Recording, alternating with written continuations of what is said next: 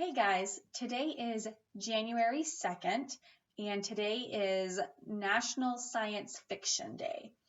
I'm going to start by defining science fiction because you may or may not have a different idea of what you think science fiction is, and that's okay if you think it's something slightly different. Doesn't bother me any. And then do a little bit of history of science fiction and talk about some of the most popular ones today and my most favorite ones as well.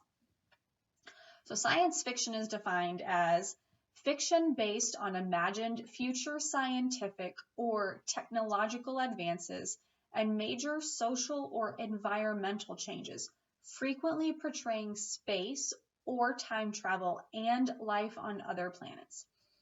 And I agree with this definition pretty much because there's kind of two trains of thought maybe about science fiction.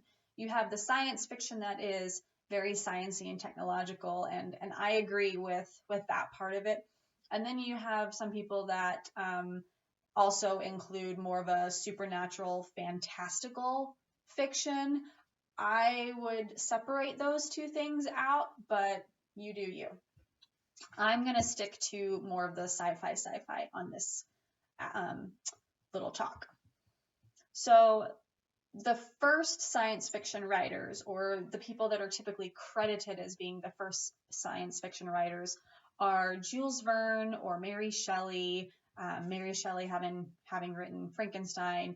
Jules Verne wrote, I think, 20,000 Leagues Under the Sea. I've never read any of Verne's books. I did read Frankenstein in college. And I can definitely see how that would be more of a sci-fi. But there was an article written in 2011, I think. Is that right? Nope, 2016 by The Guardian.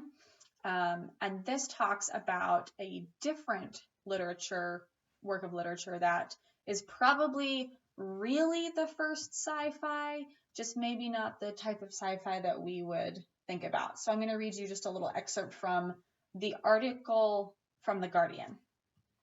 It says, published in 1616, The Chemical Wedding by Johann Valentin Andrea predates Johannes Kepler's novel Somnium, which was written in 1608, but not published until 1634.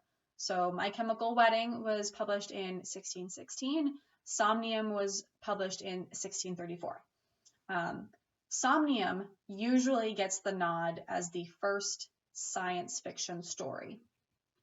Somnium is more an illustrated example or thought experiment than a real story. And while the astronomy underlying it is new, it doesn't carry the thrill of wild but just around the corner possibilities that science fiction ought to. The Chemical Wedding is late Renaissance alchemy, which had the same fascination for readers of the time as the scientific possibilities of classic science fiction in the last century.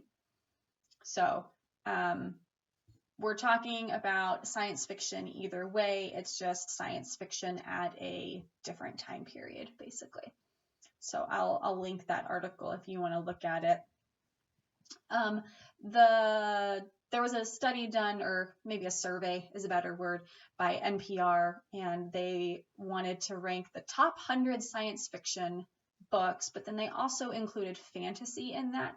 So within the top 10, you have, the number one was Lord of the Rings, which I would definitely put into fantasy, not into sci-fi, but some of the other ones are definitely more into the sci-fi category, with Hitchhiker's Guide to the Galaxy, with Dune, Ender's Game, Game of Thrones, A Song of Fire and Ice. I'd probably keep that one, again, a little bit more into the fantasy than into sci-fi.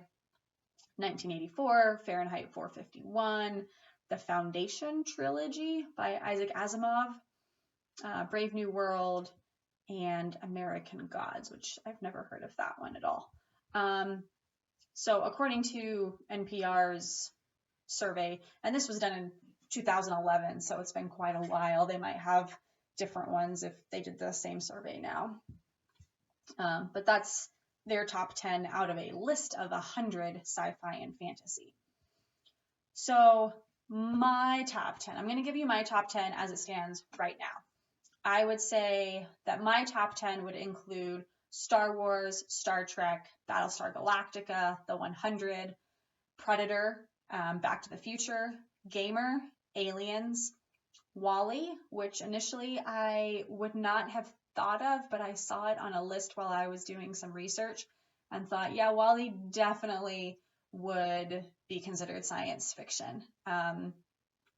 And then one of my friends is an author. Her name is Amy Duboff, and I'll give you guys a link to where, like her webpage. Yeah, so those would be my top 10.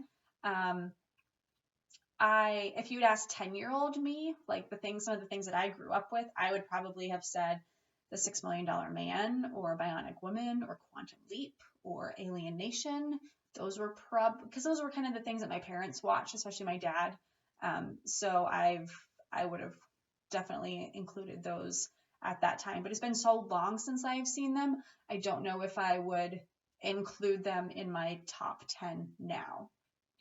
Now, you probably also realized that most of my top 10 is movies and TV shows, because until I read Amy's books, I had never read, well, except for Frankenstein, I had never read science fiction. I was actually really, really worried when I first decided that I was going to read her book, because I wanted to support her, but I was scared, having never read sci-fi before, am I going to like it? And if I don't like it, is it because it's sci-fi, or is it because I don't like her as an author? And turns out neither of those things were true.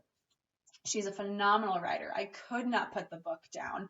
I've read that entire series. Roger has either read the series or audiobooked them. When we went on our honeymoon, we listened to one of her books while we were hiking through the woods. So we would really, really encourage you to read or listen to her books if that's something that you are interested in. So thank you for listening to National Science Fiction Day.